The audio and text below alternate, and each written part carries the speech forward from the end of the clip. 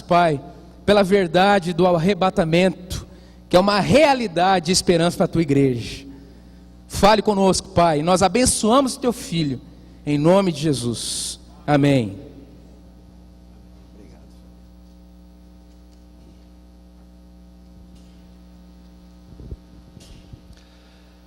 Primeiramente, eu gostaria de cumprimentar a todos com a graça e com a paz do Senhor Jesus.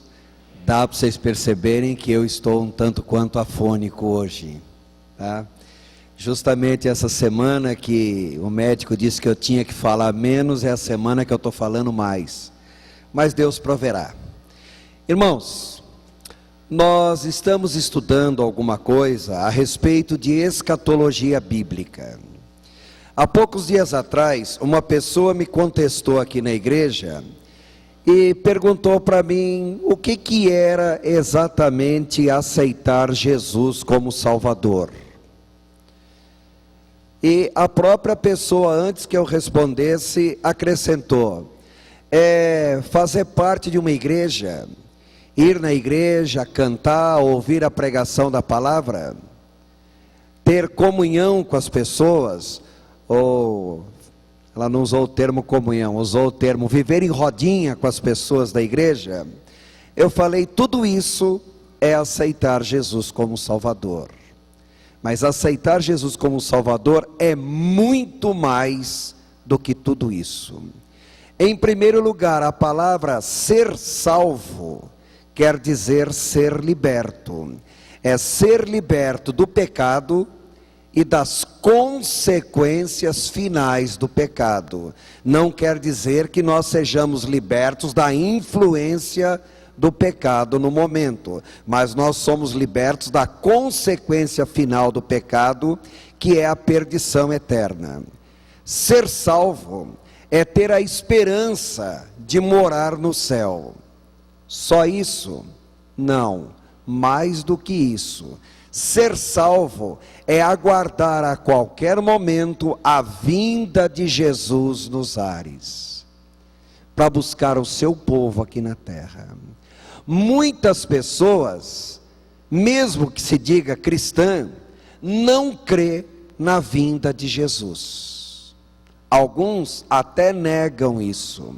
Mas a Bíblia diz, em Hebreus 9:28, que Jesus só virá segunda vez para aqueles que o esperam para a salvação.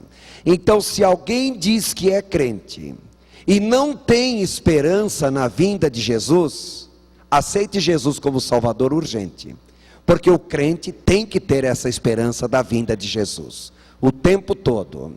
E mais do que isso, ainda em 1 Coríntios 15:19 diz: se nós esperarmos em Cristo somente nessa vida, se nós acharmos que ser salvo é viver a salvação somente nesta vida, o apóstolo Paulo diz: nós somos os mais desgraçados, os mais miseráveis de todos os homens, porque a nossa esperança não é ser salvo, ir numa igreja, cantar, louvar e achar que é só isso. Não, nós temos uma esperança viva, não só de morar no céu, mas que Jesus venha nos buscar o mais rápido possível para isso. Amém? Ao longo da história da igreja, irmãos, muita gente marcou data, marcou dias para a vinda de Jesus. A primeira data marcada para a vinda de Jesus, para vocês terem noção, foi no ano 156 da era cristã. Desde essa época já tem gente marcando dia e hora em que Jesus virá.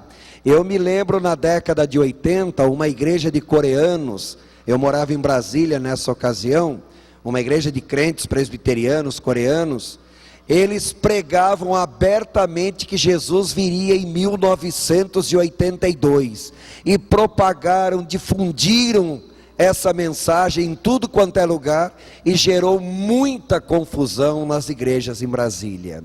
Quando chegou a data marcada, Jesus não veio, e muitos deles se desviaram da fé. Aí vocês falam, mas isso é daquela época. Não, irmãos, eu já vi gente marcando a volta de Jesus para o ano 2008, viu? Aqui em São José dos Campos. Quero informar vocês que nós estamos em 2008, para quem não sabe. E uma vez conversando com um grupo de judeus, crentes, eles marcaram a volta de Jesus para o ano 2011, de qualquer modo está perto, viu, irmãos? Agora, olhem para Jesus, autor e consumador da fé, e não se preocupe com essas datas não, claro isso? Irmãos, o nosso assunto de hoje é a respeito do arrebatamento da igreja e sua entrada no céu. Eu sei que o pastor Fabiano já fez a leitura do texto bíblico, mas gostaria de ler com vocês, 1 aos Tessalonicenses, capítulo 4, do verso 14 ao verso 18. A palavra tessa em grego quer dizer decreto, uma lei que foi decretada, tem que ser cumprida, essa lei não pode ser revogada, essa lei não pode ser alterada. Mas lo quer dizer que a lei será alterada.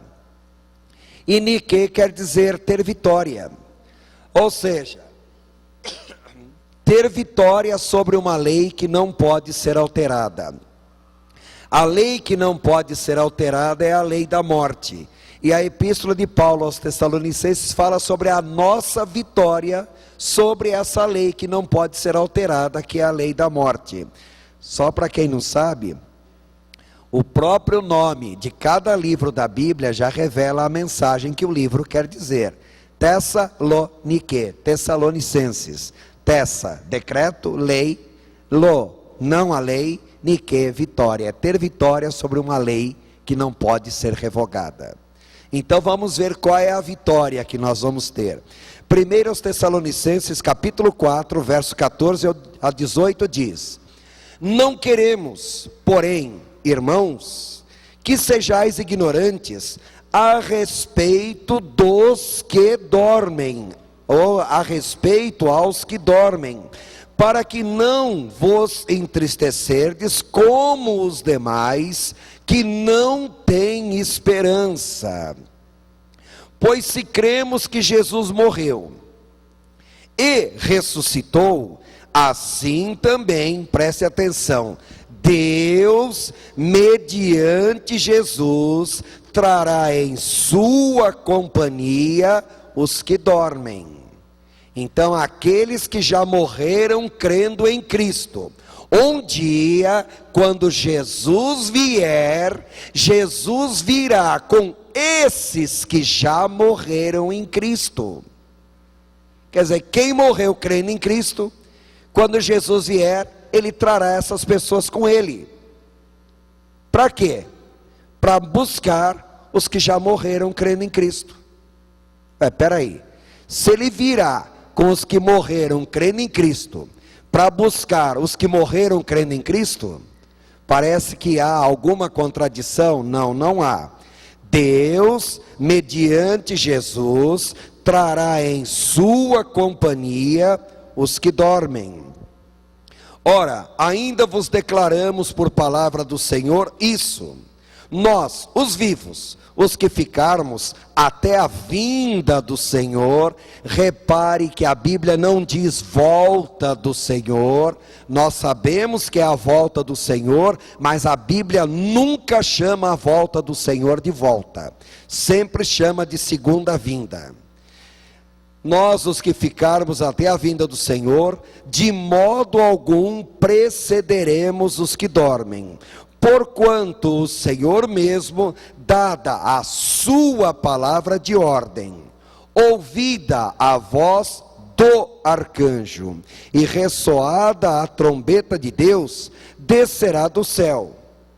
Peraí, ele não virá com aqueles que já estão com ele? Só que o texto acrescenta: e os mortos em Cristo ressuscitarão primeiro. Peraí, mas ele já está com os que morreram crendo nele. Só que os que morreram crendo nele ressuscitarão primeiro. Depois nós, os vivos, os que ficarmos, seremos arrebatados juntamente com eles entre nuvens para o encontro do Senhor nos ares. E assim estaremos para sempre. A palavra sempre aqui, aionion, é por toda a eternidade. Não é por um tempo definido, é pela eternidade adentro. Estaremos para sempre com o Senhor. Consolai-vos, pois, uns aos outros com estas palavras. Amém? Lendo o texto bíblico assim fica um pouco diferente, né, irmãos? A gente lê e não presta atenção em certos detalhes, mas tem muita coisa. Bom, a primeira coisa que eu gostaria que vocês observassem, eu sei que o esboço está um pouco comprimido aí, irmãos, mas eram só 16 páginas que eu tentei compactar em apenas 2, então ficou um pouquinho grande, tá? E aí ficou um pouco apertado. Em primeiro lugar, deixa eu fazer uma colocação aqui. Entre os evangélicos, eu não estou falando de igreja católica ou outro grupo qualquer, eu estou falando entre os evangélicos. Existem 8 correntes diferentes de interpretação escatológica. Eu não vou discutir essas 8 correntes, não vem o caso agora. A corrente que nós estamos seguindo aqui, ela é chamada corrente futurista, pré-milenista, pré-tribulacional. Ou simplesmente interpretação darbiana. Já falei na semana passada que é a interpretação do pastor John Nelson Darby, não que ele tenha criado essa interpretação, mas porque ele foi o maior estudioso em escatologia bíblica. E essa corrente, chamada corrente de interpretação darbiana, é seguida por mais de 80% das igrejas evangélicas pelo mundo afora. Então é a linha de interpretação que nós seguimos. Será que é a dona absoluta da verdade? Não, não é a dona absoluta da verdade, mas é a corrente que procura se aprofundar em mais detalhes, conhecer mais profundamente a Bíblia. É a corrente de interpretação que praticamente é seguida desde a igreja primitiva e é a mais coerente na sua interpretação. Então, se alguém tiver alguma forma de interpretação diferente, por favor, nós estamos seguindo uma corrente definida. Uma outra coisa também, nós vamos falar sobre arrebatamento da igreja. Irmãos, não há na Bíblia nenhum versículo claro, de maneira direta, que diga que a igreja vai ser arrebatada e não vai passar pela grande tribulação. Não há nenhum versículo direto que fale isso na Bíblia toda. Porém, nós cremos dessa maneira por diversas inferências que a Bíblia nos dá. Então eu falei com o pastor Carlito, porque na semana passada uma pessoa me contestou a respeito desse assunto, e para não dar margem a dúvidas na cabeça de vocês, eu vou mandar e vou disponibilizar no site da igreja um artigo sobre 10 razões por que nós cremos que a igreja não vai passar pela grande tribulação. Eu sei que é um artigo um pouco teológico, exige um pouquinho de meditação, tal, mas não é impossível de ser entendido, não. Depois, quem quiser se fundamentar na Bíblia e dizer por que nós cremos que a igreja não passará pela grande tribulação, vocês terão bastante argumento para discutir o assunto, tá, irmãos? Apesar de estar um pouco teológico, está numa linguagem fácil de ser entendido. Mas, voltando, como eu disse, não basta apenas nós falarmos que cremos em Jesus. Mais do que isso, nós temos que crer que Jesus virá. E mais do que isso, crer que Ele virá para buscar a sua igreja. Esse fato teológico de que Jesus virá buscar a sua igreja é chamado de arrebatamento. Essa palavra arrebatamento na Bíblia, harpage, quer dizer pura e simplesmente roubar, rapinar, despojar, tirar violentamente, tirar bruscamente. Imaginem, por exemplo, um ladrão que entra na casa de alguém. O ladrão marcou dia e hora para entrar na casa de alguém? Ele chega como? De surpresa. E eu pergunto, o ladrão entra na casa de alguém para roubar porcaria? O que ele vai roubar na casa?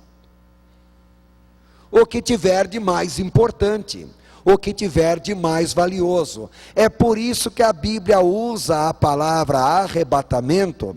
Se nós fôssemos traduzir a palavra literalmente para a língua portuguesa, seria roubar mesmo. Mas a palavra soa mal.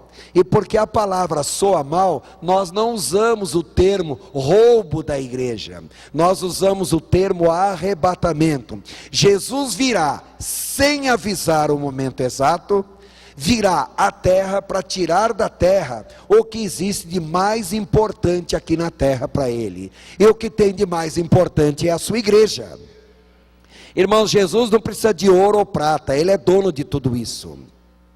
Ele não precisa de poder sobre as nações, ele tem poder sobre tudo. Agora, o que ele mais quer, o que é mais valioso para ele, irmão, somos nós que aqui estamos.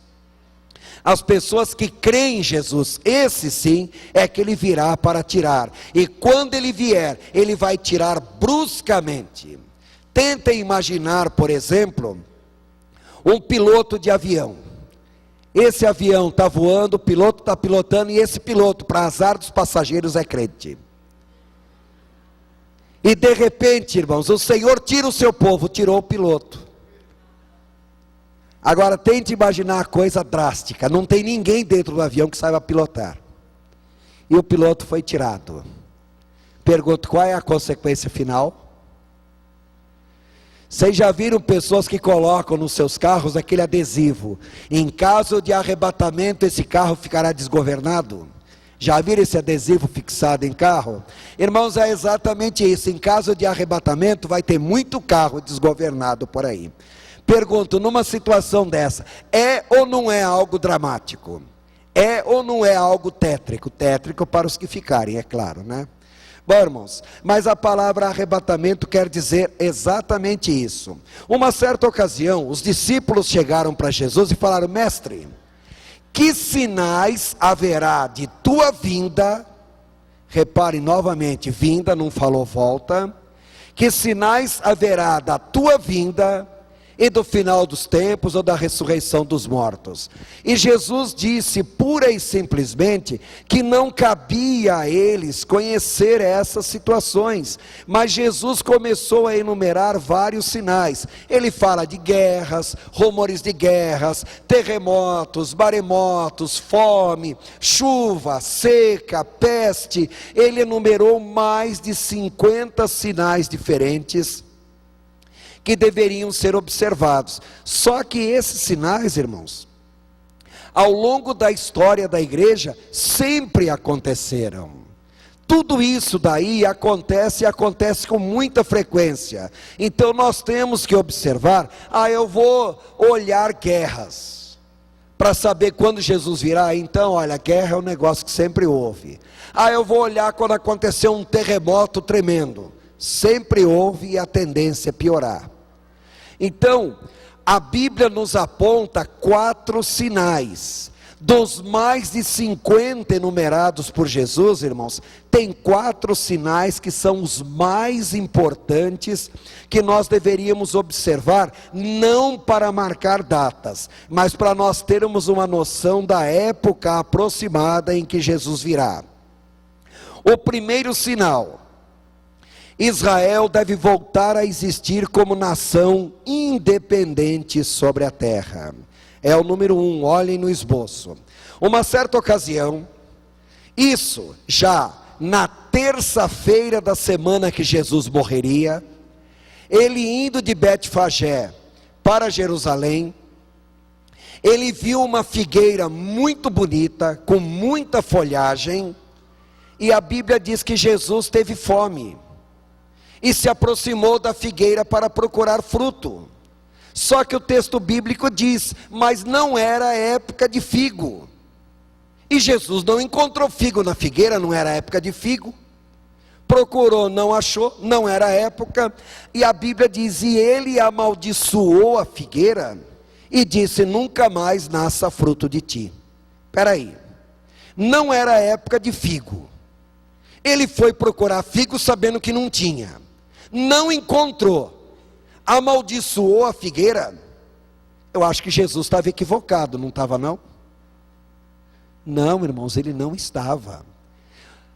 Nós lemos no livro de Oséias e também em Números capítulo 34, irmãos, que a figueira na Bíblia representa o próprio povo de Israel. Jesus, ele era judeu, ele veio para os seus eram os judeus, mas os seus não o receberam. Ele encontrou no meio do povo de Israel religiosidade, muita aparência, muita folhagem, mas não encontrou fruto, não encontrou nada. Por quê? Porque não era a época que aquele povo deveria dar fruto, essa época não chegou até hoje. Só que, ao amaldiçoar a figueira, não que ele lançou uma praga na figueira, que a figueira tem que morrer. O apóstolo Paulo, ele diz, que a rejeição de Deus com relação ao povo de Israel foi uma oportunidade que ele deu para que nós gentios fôssemos salvos. Porque se o povo de Israel tivesse aceitado Jesus quando ele veio, irmãos, nós até hoje não estaríamos aqui, não seríamos salvos. Mas a rejeição de Israel é um intervalo de tempo para quê? Para que a salvação passe aos gentios. E o apóstolo Paulo, ainda escrevendo em Romanos capítulo 11, no versículo 15, ele ainda diz mais: quando o povo de Israel for readmitido por Deus como sendo o seu povo, isso é um indício para nós, a igreja, que a nossa ressurreição, o nosso arrebatamento está próximo. Irmãos, há 13 anos atrás, em 1995, eu estava lá perto do porto de Haifa, ao norte de Israel, ali no local onde Elias defrontou os profetas de Baal. Estava ali no alto do monte, olhando para o porto, né? E de repente passa uma multidão ali com cartazes, gritando, tá? E fazendo aquela algazarra na rua, e eu já fiquei logo preocupado, será que são palestinos fazendo tumulto? Em norte de Israel, já pensei logo que eram palestinos, fazendo alguma agitação. E de repente eu comecei a ler aqueles cartazes, a maior parte deles em inglês, também tinha em hebraico, só que hebraico é mais complicado para ler, e os cartazes diziam pura e simplesmente: se Jesus não é o Messias de Israel, então os profetas bíblicos mentiram. Eram judeus cristãos pregando abertamente que Jesus é o Messias de Israel, e proclamando ali entre os judeus, irmãos. Eu fiquei surpreso com isso, falei, realmente, os judeus começaram a se converter. E eu comentei com as pessoas que estavam comigo, falei, é melhor vocês se prepararem, e prepararem rapidamente, porque a readmissão do povo de Israel, como povo de Deus, é o indício para nós cristãos, que o arrebatamento está próximo. Amém, irmãos? E o mais interessante, lá ao redor de Jerusalém, entre Jerusalém e Belém, existe um riozinho chamado Tantur, e naquele riozinho tem uma comunidade. E eu fui naquela comunidade ali, era uma comunidade de judeus cristãos. Irmãos, que beleza. Cheguei na comunidade, veio o pastor todo sorridente, com quipazinho na cabeça, portanto era um judeu. Meu inglês é meio miserável, mas é o único que eu tenho, né? E tentei conversar com ele em inglês, ele virou para mim e falou, não, pode falar em português, eu sou gaúcho. Irmãos, judeu, brasileiro, pastor de uma comunidade de judeus e palestinos crentes, na região de Tantur. Hoje já tem muito judeu crendo no Senhor, então é melhor vocês ficarem preparados. Por sinal, dos 4 sinais, esse é o mais importante, é nós observarmos que Israel está começando a crer do Senhor. Amém, irmãos? Bom, um segundo ponto, não vou me delongar muito nisso. Nós comentamos na semana passada com vocês a respeito das 70 semanas de Daniel, e falei sobre o povo de um príncipe que há de vir, que destruiria Jerusalém. Esse povo foi o romano, foi o Império Romano que destruiu Jerusalém. No entanto, a Bíblia deixa bastante claro, principalmente em Daniel capítulo 2, Daniel capítulo 7, Apocalipse capítulo 13, que no final dos tempos, irmãos, o Império Romano vai voltar a ser organizado como uma grande organização política, econômica e militar. E nós temos que lembrar que essa organização vai ser feita na área que no passado foi o antigo Império Romano. No capítulo 2 de Daniel, nós vemos sobre a estátua do rei Nabucodonosor, e uma coisa que frisa é que essa estátua tinha 10 dedos nos pés. No capítulo 7 nós vemos que Daniel teve um sonho, e ele viu os animais que subiam do mar, e fala sobre o último animal, o quarto animal, que tinha 10 chifres. E nós vemos também em Apocalipse capítulo 13, que fala sobre a besta do Apocalipse, mas esse é assunto para a semana que vem, que tem 7 cabeças e 10 chifres. Semana que vem eu explico o que vem a ser as 7 cabeças, e exatamente o que vem a ser os 10 chifres. O que eu estou querendo dizer para vocês, que com a queda do Império Romano, surgiram várias nações na Europa. E essas nações, a partir de 1957, elas começaram a ser unificadas. Primeiramente formaram o mercado comum europeu, dia 27 de março de 1957. Em 1982, essa confederação de nações passou a se chamar Comunidade Econômica Europeia. E a partir de 92, ela recebeu o nome de União Europeia. Essa União Europeia hoje é formada de 27 nações da Europa. Em outras palavras, praticamente a Europa inteirinha. Sendo que dessas 27 nações que formam a União Europeia, 10 no passado fizeram parte do antigo Império Romano.